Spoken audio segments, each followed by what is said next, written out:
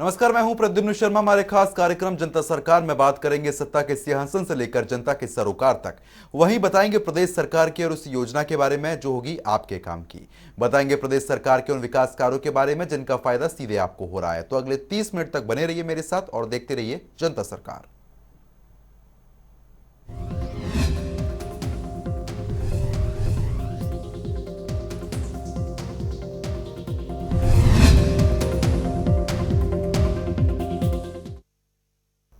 मुख्यमंत्री मनोहर लाल ने नूंह जिले के सालंबा गांव में नवनिर्मित जिला कारागार का उद्घाटन किया। इस दौरान जेल मंत्री रणजीत सिंह भी उनके साथ मौजूद रहे। यह कारागार करीब 68 करोड़ रुपए की लागत से तैयार किया गया है। इस कारागार में 6 वॉच टावर, अस्पताल, लाइब्रेरी, कैंटीन समेत तमाम सुविधाएं हैं। रिपोर्ट आप देखें।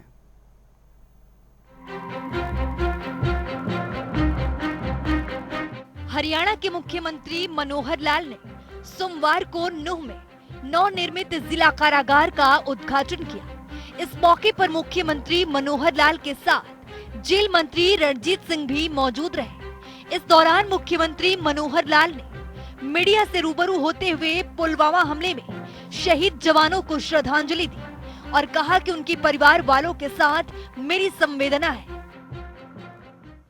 आज 14 फरवरी है और आज पुलवामा के जो शहीद हुए थे वो आज ही के दिन हुए थे, तो मैं उन सब शहीदों को श्रद्धांजलि अर्पित करता हूं। और निश्चित रूप से उनका जो बलिदान है वो देश की रक्षा सुरक्षा के लिए महत्वपूर्ण एक विषय रहा है, तो मैं उनको श्रद्धांजलि अर्पित करता हूं। उनके परिवार के लोगों को भी प्रभु से प्रार्थना करता हूं कि उनको शक्ति प्रदान। मुख्यमंत्री मनोहर लाल ने कहा कि हमें अपराध से घृणा करनी चाहिए, न कि अपराधी से। ऐसे में अपराधियों के सुधार के लिए जेल परिसर में बेहतर वातावरण कैदियों को दिया जा रहा है। साथ ही उन्होंने ये भी कहा कि जेलों में कैदियों की निरंतर काउंसलिंग की प्रक्रिया की जा रही है और जेल से रिहा होने के बाद पुलिस विभाग बाद में भी उनकी काउंसलिंग करेगी ताकि उनमें आपराधिक प्रवृत्ति फिर से न आए। उन्होंने जेल प्रशासन से कहा कि कैदियों को प्रताड़ित नहीं करना है, बल्कि उनके व्यक्तित्व विकास पर ध्यान देना चाहिए ताकि वे जेल से बाहर आकर अच्छे नागरिक के रूप में समाज में रह सके। मुख्यमंत्री ने ये भी कहा कि अपराधियों को भी सुधार का मौका मिलना चाहिए ताकि वो कभी इस प्रकार की गलती ना करें। वहीं उन्होंने ये भी कहा कि जेलों में कैदियों के शारीरिक विकास के लिए खेल मैदान को भी तैयार किए जाएंगे और कैदियों को सभी जरूरी सुविधाएं उपलब्ध करवाई जा रही हैं। जेल है, जिला सुधार घर जिसको हम कह सकते हैं, इसका नए परिसर का और उद्घाटन ये हुआ है। और यहाँ की सब व्यवस्थाएं मैंने देखी हैं कि जेलों में जिस प्रकार की व्यवस्थाएं होनी चाहिए ताकि जो भी व्यक्ति कैदी बन के यहाँ आए उसको हर प्रकार की जो आवश्यक सुविधाएं हैं वो मिलनी चाहिए। आखिर वो भी समाज का एक नागरिक है। अपराधी हुआ, उसको एक सज़ा हुई, लेकिन सज़ा होने के बाद उसकी जो मौलिक आवश्यकताएं हैं वो तो सबकी समान होती हैं, उनको मिलनी चाहिए। उनके परिवार के लोगों का जो मिलने जुलने का जो सिस्टम है वो भी बहुत अच्छा बनाया गया है। अंदर मैंने देखा है तो उनके मनोरंजन के लिए भी कुछ व्यवस्थाएं, घूमने फिरने के लिए पार्क आदि की व्यवस्थाएं, एक हॉस्पिटल भी बनाया है और उनके रोज़गार के नाते से स्किलिंग का एक सेंटर है। इंदिरा गांधी ओपन यूनिवर्सिटी के जो सुविधाएं हैं, कोई पढ़ाई करना चाहता तो उसको वो भी दी गई हैं। तो ऐसे सब प्रकार की सुविधाएं मैंने सुझाव दिया है कि इसमें एक कोई आध्यात्मिक विकास के नाते से कोई एक विपश्यना सेंटर या एक साधना केंद्र ऐसा भी कोई रखना चाहिए ताकि व्यक्ति कभी किसी अनजानेपन में किसी भी कारण से कोई गलती करके अपराध करके कैदी बनता है तो उसको भी जीवन जीने का हर प्रकार का एक स्वस्थ आदमी के तरह अधिकार जो होता है उसको भी होना चाहिए। तो आज इस प्रकार की सारी बातें की हैं। अभी दिन भर जेल विभाग हरियाणा की एक वर्कशॉप हमने रखी है जो सायंकाल 4 बजे तक चलेगी। उसमें जो विभिन्न अधिकारी हैं उनकी ओर से कुछ विषय रखे जाएंगे और शाम को वो 4 बजे समाप्त होगी। वहीं मुख्यमंत्री मनोहर लाल ने प्रदेश की 20वीं जेल के रूप में शुरू हो रही जिला नूंह जेल परिसर में घोषणा की, जिसके बाद पुलिस विभाग की तर्ज पर जेल वार्डन के रूप में 18 साल की अच्छी सर्विस करने के बाद वार्डन को एग्जीक्यूटिव हेड वार्डन बनाया जाएगा। वहीं जेल अधीक्षकों को अन्य अधिकारियों की तर्ज पर सरकारी कार्य के लिए वाहन मुहैया कराए जाएंगे। जेल अधीक्षक और इससे उच्च पदों पर कार्यरत अधिकारियों को वर्दी भत्ता दिया जाएगा ताकि वे भी वर्दी में नजर आएं। इसी तरह जेल विभाग में भी पुलिस विभाग की तर्ज पर राष्ट्रपति मेडल के बाद नौकरी में सेवा विस्तार भी दिया जाएगा। उन्होंने कहा कि जेल विभाग में खाली पदों पर जल्द ही भर्ती की जाएंगी। मुझे जब जानकारी मिली कि जो जेल विभाग के कर्मचारी हैं वो भी आखिर हमारे जैसे बाकी कर्मचारी होते हैं उनके हिसाब से उनको भी सुविधाएं मिलनी चाहिए, क्योंकि वो भी एक जेल के परिसर में ही ज़्यादातर बंधे रहते हैं। ये कैदी भले नहीं होते लेकिन उनको भी उसी प्रकार का जीवन जीना पड़ता है। तो ऐसे उनकी जैसे जेल वार्डर्स की कुछ प्रमोशन का विषय वो नहीं होता था, उसको 18 साल के बाद एक हमने नया पद के साथ उनको जोड़ा है। इनके पास जेल अधीक्षक है, उनके पास वाहन नहीं थे, उनको वाहन देने की बात हमने कही है। तो ऐसी कुछ सुविधाएं जो उनको आवश्यक थी वो हमने दी हैं। आईटीएल की कंपनी आ रही है, 800 करोड़ रुपए का काम शुरू हो गया है। जेल बैटरी वो नूह जिले में ही पड़ता है। हाँ, रोजगार में आईटीएल की जो कंपनी आ रही है 800 करोड़ रुपए, बहुत बड़ा। वो तो मुझे मालूम है कि उन्होंने ज़मीन हमसे मांगी थी, ज़मीन भी हमने दी है और उसका काम भी शुरू हो गया है और बहुत जल्दी उसमें बहुत हज़ारों की संख्या में और रोजगार लोगों को, नौजवानों को मिलेगा। इस मौके पर मुख्यमंत्री ने घोषणा करते हुए कहा कि जेल में ड्यूटी देने वाले स्वास्थ्य विभाग के डॉक्टर्स को ग्रामीण क्षेत्र की ड्यूटी की अनिवार्यता नहीं रहेगी। जेल की सर्विस को ही ग्रामीण क्षेत्र की ड्यूटी के बराबर माना जाएगा। इसके साथ ही उन्होंने कहा कि परिस्थितियां किसी भी रूप से अपराध की ओर ले जा सकती है। ऐसे में सुधार का मौका अपराधी के लिए बेहद जरूरी है। उन्होंने ये भी कहा कि जेल परिसर में धार्मिक प्रवचनों का समावेश कराते हुए आपराधिक लोगों के मानसिक विकारों में बदलाव किया जा सकता है। धार्मिक प्रवचनों से ही अपराधी जीवन में बदलाव लाया जा सकता है। वहीं आपको बता दें कि नूह जिले में नवनिर्मित कारागार में क्या क्या सुविधा मौजूद होगी। नूह जिले के सलम्बा गांव में कारागार बनाया गया। 68 करोड़ रुपए की लागत से कारागार को तैयार किया गया। जेल की सुरक्षा के लिए 3 बाउंड्रियां बनाई गई। निगरानी के लिए कारागार में 6 वॉच टावर बनाए गए। जेल में एक अस्पताल, लाइब्रेरी, कैंटीन बनाई गई। अलग सेल, एडमिन ब्लॉक और कंट्रोल रूम बनाए गए। कैदियों के लिए काम करने का एक शेड बनाया गया। जिला कारागार में कैदियों के लिए 12 बैरक बनाए गए। 5 बैरक पुरुष और 1 महिला कैदियों के लिए बनाए गए। 12 बैरक में कुल 846 कैदियों को रखने की व्यवस्था की गई। हरियाणा पुलिस हाउसिंग कॉरपोरेशन ने बनाया कारागार। वहीं मुख्यमंत्री मनोहर लाल ने नूह जिले के दौरे को लेकर कहा कि पिछले 7 सालों में नूह जिले का 10 से 12 बार दौरा कर चुका हूं और यहां की जरूरतों को देखते हुए विकास की रफ्तार तेज हुई है। नूह में बहुत ज़्यादा आ रहा हूँ, बल्कि ये कहूँ तो हरियाणा के सब जिलों में जो मेरा जाने का क्रम रहा है उसमें नूह में भी पिछले 7 साल में ये मेरा 14वां या 15वां दौरा है। 15वां दौरा है। प्राय साल में 2 दौरे, ये शायद मैंने किसी ज़िले में नहीं किए होंगे। लेकिन यहाँ की आवश्यकताओं को देखते हुए पिछड़ा जिला रहा है, लेकिन इस पिछड़े ज़िले में काफ़ी अब इंफ्रास्ट्रक्चर आते हम बहुत ठीक हो गए हैं, सड़कें सब ठीक हो गई हैं और लोगों के रहन सहन के बहुत से साधन वो ठीक हुए हैं, कृषि में आगे बढ़े हैं, एजुकेशन में आगे बढ़े हैं। तो भी आज ये एक एस्पिरेशनल डिस्ट्रिक्ट, जैसे देश भर में 112 डिस्ट्रिक्ट हैं उसमें से एक डिस्ट्रिक्ट ये भी है, क्योंकि बहुत पिछड़ा हुआ था, इसलिए आगे बढ़ने में समय लगता है। तो इसमें खास करके शिक्षा है, स्वास्थ्य है, एग्रीकल्चर है, इन चीज़ों पर ध्यान देने की और आवश्यकता है, उसके लिए हम काम कर रहे हैं। वहीं मुख्यमंत्री ने कहा कि मुंबई एक्सप्रेसवे बनने से नूह जिले का विकास होगा और गुरुग्राम की तर्ज पर नूह में नए उद्योग लगेंगे और यहाँ के स्थानीय लोगों को रोजगार मिलेगा। खास करके जब ये एक्सप्रेसवे मुंबई का यहाँ से बना है, वो तो बन ही रहा है, आप देख रहे हैं। तो जैसे वो बनेगा, क्योंकि यहाँ लोगों के आने का एक जो रुझान है वो भी चाहिए। अभी तक रुझान में जो कमी थी, मैं समझता हूँ कि इंफ्रास्ट्रक्चर जितना बन रहा है, जितने हाईवेज बन रहे हैं, जितना केएमपी भी यहाँ से साथ से निकला इस ज़िले से होते हुए ही, तो ऐसे सब साधनों के कारण से अब इंडस्ट्री के लोगों की आने की इच्छा बनी है। अभी तक इंडस्ट्री ज़्यादातर गुड़गांव ज़िले की सीमा तक ही आके रुक जाते थे। अब जो एमएसएमई या कुछ यहाँ के स्थानीय लोग भी इच्छा करने लगेंगे, वो इंडस्ट्री लगाएंगे। तो इस प्रकार का ये आईएमटी का जो मामला है, ये सारा अब आगे के समय में जल्दी पूरा। वहीं इस मौके पर जेल मंत्री रणजीत सिंह चौटाला ने कहा कि नूंह जिले में सभी जरूरी सुविधाओं से युक्त जेल बनाई गई है। वहीं उन्होंने ये भी कहा कि हमारा प्रयास है कि जेलों में कैदियों की संख्या घटनी चाहिए ताकि समाज में अच्छे नागरिक बने और अपराध से दूर रहेंगे।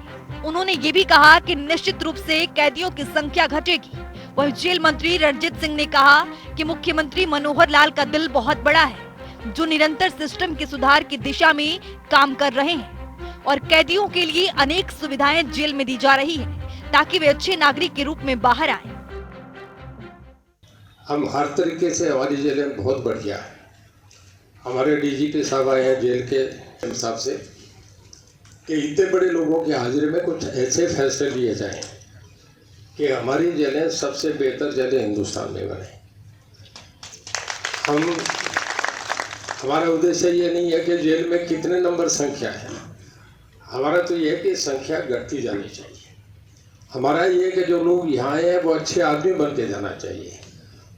मैं अपने आप को ये समझता हूँ, मैं पहले जेल मंत्रालय में था तो मैं समझता था कि ये जेल मंत्रालय तो कुछ है भी नहीं, क्या है ये जेल, और मुझे पता भी नहीं था। खाली ये समझते थे कि जेल में कुछ आदमी जो गलत आदमी उन्हें अंदर रखा जाता है। पर जब आके मैं देख रहा हूँ तो मैं समझता हूँ कि मुझे बिजली से भी ये ज़्यादा प्यारा महकमा मिला। हमें एक मौका मिलता है कि हम लोगों को ठीक करके बाहर भेजने को करें। मैं कई बार सुझाव दिया करता हूँ हमारे होम सेक्रेटरी साहब, डीजीपी साहब और हमारे एडीजी साहब, सीआईडी से भी, कि इस जेल में जितना परिवर्तन कर सको।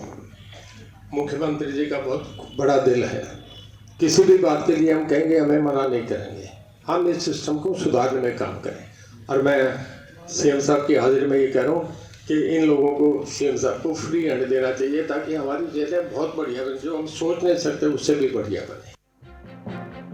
इस मौके पर गृह विभाग के अतिरिक्त मुख्य सचिव राजीव अरोड़ा, हरियाणा पुलिस महानिदेशक पीके अग्रवाल, महानिदेशक jail Mohammad Akeel, police housing corporation के MD doctor RC Mishra, ADGP CID Alok Mittal, IG Rewari range M Ravi Kiran, IG police प्रशासन सत्येंद्र गुप्ता, जिला एवं सत्र न्यायाधीश संदीप गर्ग, सोहना से विधायक संजय सिंह, सीएम के मीडिया कोऑर्डिनेटर मुकेश वशिष्ठ समेत कई संबंधित अधिकारीगण मौजूद रहे।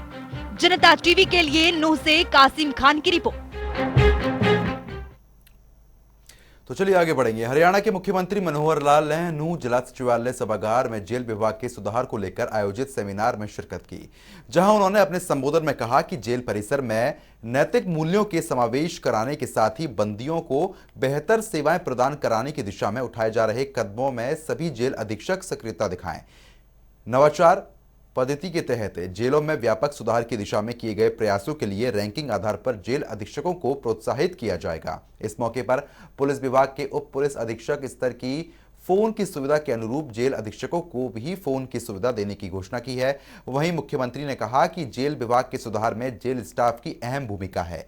जेल में किसी भी रूप से अप्रिय घटना को अंजाम देने वाले स्टाफ कर्मियों के खिलाफ सख्ती से कार्रवाई सुनिश्चित की जाए ताकि जेल व्यवस्था किसी भी रूप से प्रभावित ना हो। उन्होंने बताया कि प्रदेश में स्थित कुल 20 जेलों की रैंकिंग निर्धारित की जाएगी और सर्वश्रेष्ठ जेल के रूप में पहचान कायम करने वाली प्रथम, द्वितीय और तृतीय स्थान पर रहने वाली जेल के अधीक्षकों को प्रोत्साहित किया जाएगा।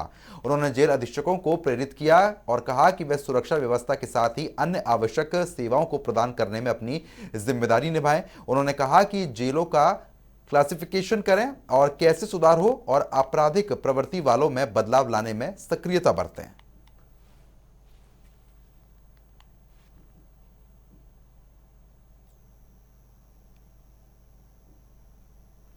तो आगे बढ़ेंगे। रविवार को गुरुग्राम को आईएमटी मानेसर में हरियाणा के मुख्यमंत्री मनोहर लाल ने केंद्रीय मंत्री भूपेंद्र यादव की मौजूदगी के दौरान 500 बिस्तरों के ईएसआईसी अस्पताल का शिलान्यास किया। इस अस्पताल के बनने से महेंद्रगढ़, नूंह और रेवाड़ी जिले के लगभग 6 लाख से ज्यादा लाभार्थियों को इसका लाभ मिलेगा और अस्पताल में लोगों को आपातकालीन ओपीडी, आईसीयू, स्त्री रोग एवं प्रसूता, बाल रोग, हृदय रोग, कैंसर उपचार, ब्लड बैंक समेत तमाम उच्च स्तरीय सुविधाएं भी मिल सकेंगी। रिपोर्ट आप देखें।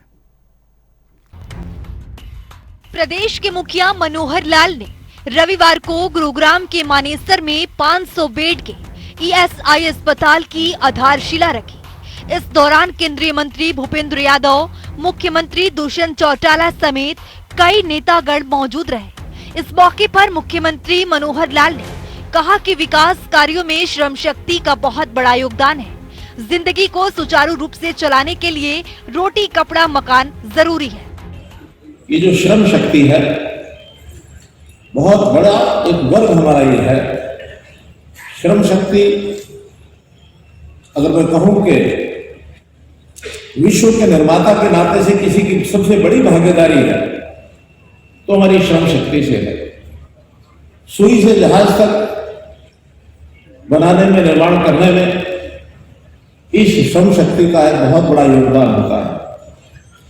इस श्रम शक्ति के खुशहाली के लिए, इसकी हर प्रकार की चिंता करने के लिए आखिर तो सरकारी व्यवस्था को आगे आना होता है।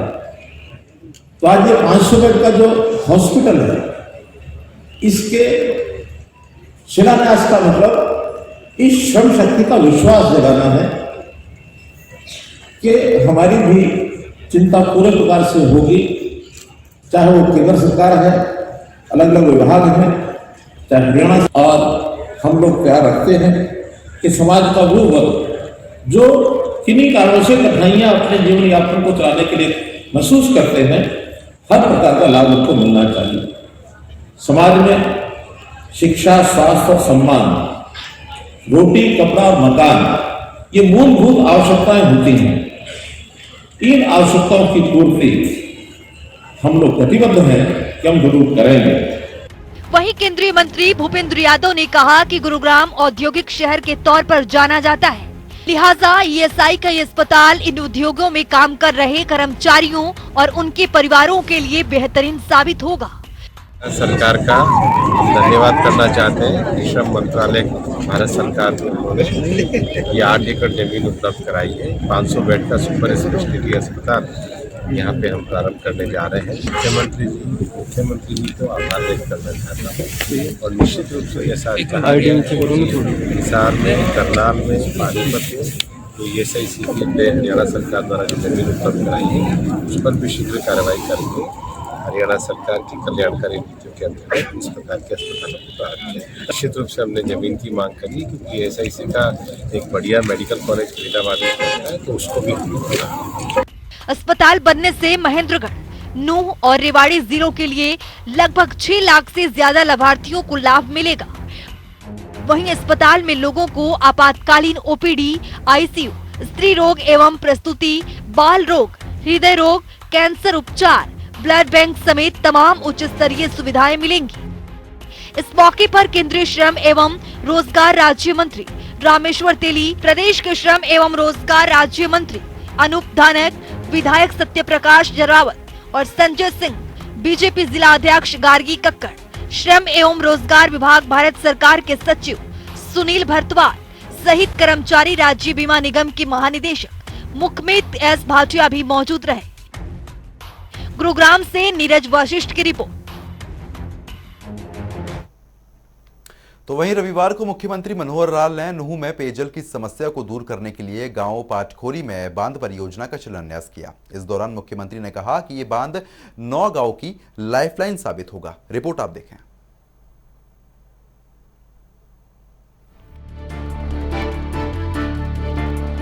देश के सबसे पिछड़े जिले नूंह को मुख्यमंत्री मनोहर लाल ने मुख्यधारा से जोड़ने के लिए अथक प्रयास कर रहे हैं। फिर चाहे जिले में सड़कों का जाल बिछाना हो या फिर शिक्षा के लिए मॉडल संस्कृति स्कूल खोलना। इसी कड़ी में मुख्यमंत्री मनोहर लाल ने जिले को एक और सौगात दी है।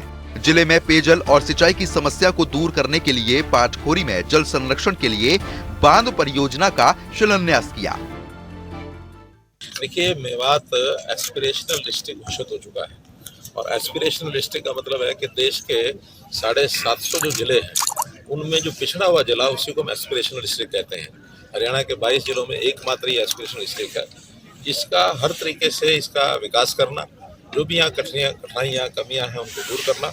जैसे आज हमारे जल पुरुष श्री राजेंद्र सिंह जी बहुत वर्षों से जल संरक्षण में ये लगे हुए हैं, तो जल संरक्षण के नाते से इनका अपना एक योगदान है। इनके आह्वान पर यहाँ एक प्रोजेक्ट का शिलान्यास करना था, तो इन्होंने कहा कि आपको आना मैं जरूर आऊंगा। आज उस डैम का शिलान्यास किया है।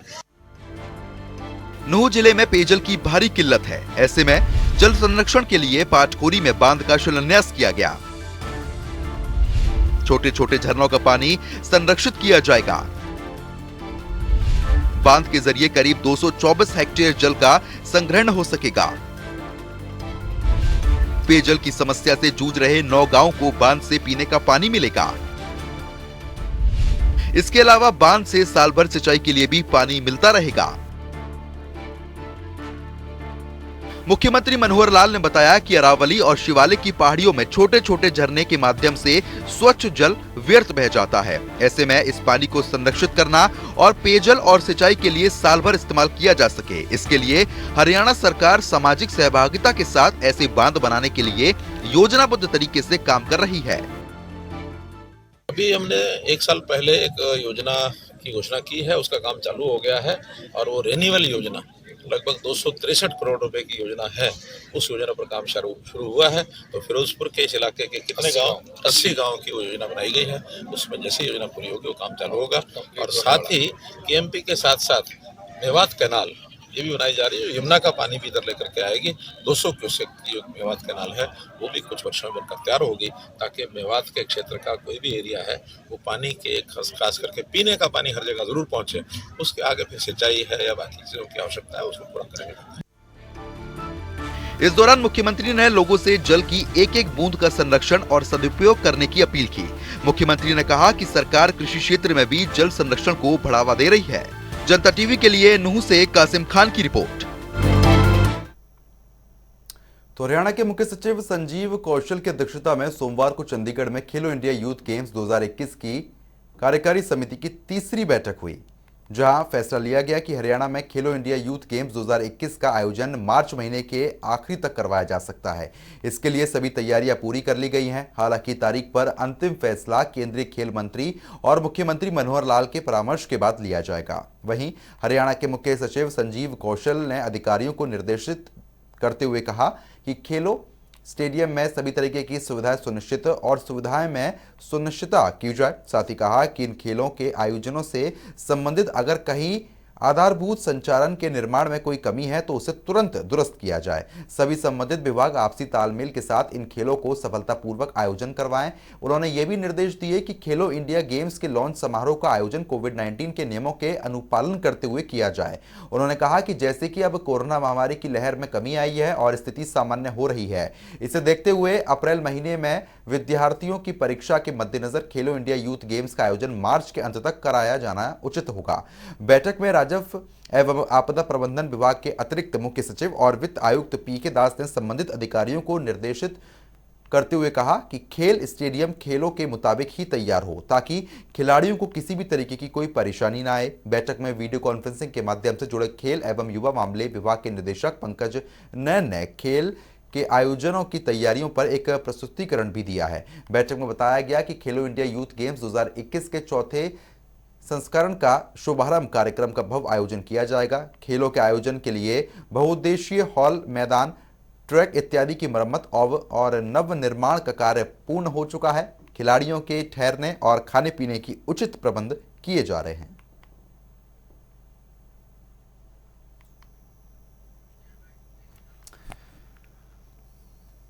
तो चलिए आगे बढ़ेंगे। यमुनानगर में स्वास्थ्य विभाग ने कोरोना महामारी में उत्कृष्ट कार्य करने वाली 70 संस्थाओं के लिए सम्मान समारोह आयोजित किया। इस दौरान कार्यक्रम में मुख्य अतिथि के रूप में शिक्षा मंत्री कंवरपाल गुर्जर मौजूद रहे। वहीं स्वास्थ्य विभाग के अधिकारियों और समाजसेवी 70 संस्थाओं को स्मृति चिन्ह देकर सम्मानित किया। इस मौके पर शिक्षा मंत्री कंवरपाल गुर्जर ने डॉक्टरों और समाजसेवी संस्थाओं की सराहना करते हुए कहा कि इनकी बदौलत ही आज देश बच सका है, क्योंकि कोरोना महामारी में इन सभी का बहुमूल्य योगदान रहा है। इसके साथ ही स्वास्थ्य विभाग ने भी शिक्षा मंत्री को भी स्मृति चिन्ह भेंट किया। हाल में जिन संस्थाओं ने, जिन व्यक्तियों ने बहुत अच्छा काम किया, उन लोगों को सम्मानित करने का आज कार्यक्रम था। तो हम उनके आभारी हैं, उनको बहुत बहुत बधाई है और बहुत बहुत आभार है उन लोगों का कि उन्होंने एक ऐसे टाइम में जब देश के सामने सबसे बड़ी मुश्किल थी और मुश्किल के साथ साथ जो मदद करने वाला था उसको स्वयं खतरा था उस बीमारी के लगने का, लेकिन उसके बावजूद भी उसने जिस प्रकार से मदद की और उस खतरे की परवाह न करते जिस प्रकार से सेवा की, तो वो बधाई के पात्र हैं और हम उनका आभार। तो वहीं कृषि मंत्री जेपी दलाल ने जनसंपर्क अभियान के चलते लोहालू गांव पहुंचे, जहां उन्होंने ग्रामीणों ने उनका फूल मालों से जोरदार स्वागत किया। इस मौके पर कृषि मंत्री जेपी दलाल ने गांव में जनता दरबार लगाकर लोगों की समस्याएं सुनी हैं। उन्होंने ग्रामीणों को संबोधित करते हुए पानी की समस्या के बारे में बात की। उन्होंने कहा कि दक्षिण हरियाणा में पानी का संकट की संभावना बनती जा रही है और प्रदेश सरकार ने पानी के लिए बहुत से कदम उठाए हैं, इसलिए नई पॉन्ड अथॉरिटी बनाकर पुराने तालाबों को पानी से भरने की योजना बनाई जा रही है। इस दौरान उन्होंने मुख्यमंत्री का धन्यवाद करते हुए कहा कि मुख्यमंत्री मनोहर लाल ने दक्षिण हरियाणा को ज्यादा पानी देने की घोषणा की है और इस दिशा में लगातार कदम भी उठाए जा रहे हैं। साथ ही उन्होंने हरियाणा की बजट पर प्रतिक्रिया देते हुए हमारे जो दक्षिण हरियाणा का क्षेत्र है इसमें भूजल नीचे जा रहा है और पानी का संकट आने की संभावना बनती जा रही है। हरियाणा सरकार ने बहुत सारे कदम उठाए हैं कि यहाँ पर पानी का बचाव के लिए ड्रिप इरिगेशन की पद्धति अपनाएं और किसान अपने खेत में टैंक बनवाएं, सोलर लाइट किसके माध्यम से जो फ्लड इरिगेशन की बजाय ड्रिप से या फुहारा से अपने खेतों की सिंचाई करें। हमने पॉन्ड अथॉरिटी नहीं बनाई है कि सारे हरियाणा में गांव में बड़े बड़े तालाब होते थे, उससे भूजल रिचार्ज होता था कि उन तालाबों को दोबारा से जिंदा करके उनमें सब में पानी भराएं और हम जो पीछे नहर है जमुना कनाल की उसकी कैपेसिटी बढ़ा रहे हैं। तो फिलहाल जनता सरकार में अभी के लिए सिर्फ इतना ही, लेकिन खबरों का सिलसिला लगातार जारी है। बने रहिए हमारे साथ। नमस्कार।